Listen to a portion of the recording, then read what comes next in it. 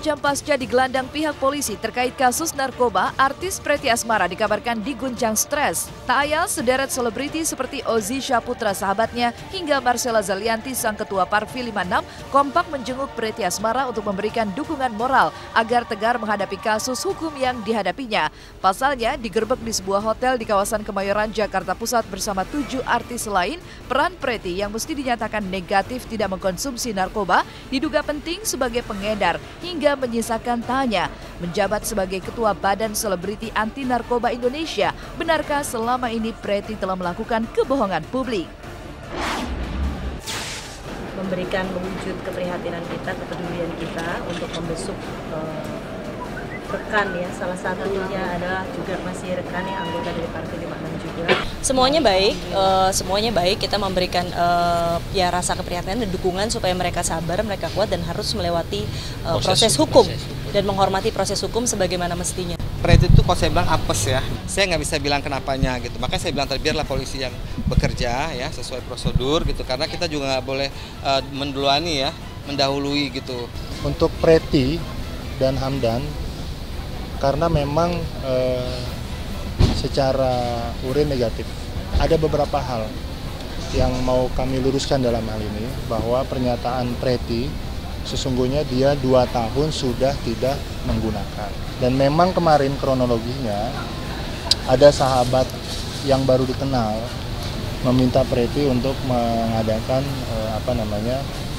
katakan pertemuan dengan teman-teman yang lain.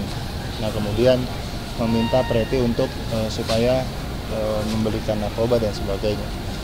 Tapi dari semua itu bahwa tidak ada Pretty ini sebagai pengedar gitu loh, tidak ada.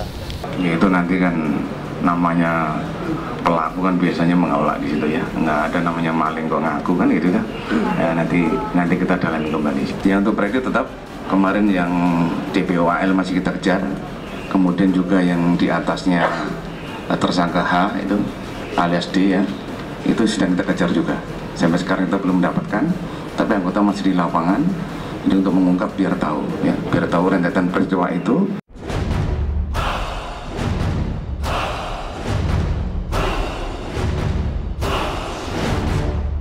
Ironisnya, teka-teki status Pretty Asmara sebagai pengedar narkoba atau bukan kian menjulangkan misteri. Pasalnya, jika pihak pengacara Pretty Asmara mengutas bahwa uang 25 juta rupiah yang diterima Pretty hanya sebagai usaha teman memenuhi permintaan dari tersangka berinisial Al dan H yang hingga kini masih DPO, maka lain halnya dengan hasil sidik pihak Polda Metro Jaya yang hingga kini masih getol menelisik kasus narkoba yang menimpa Pretty Asmara.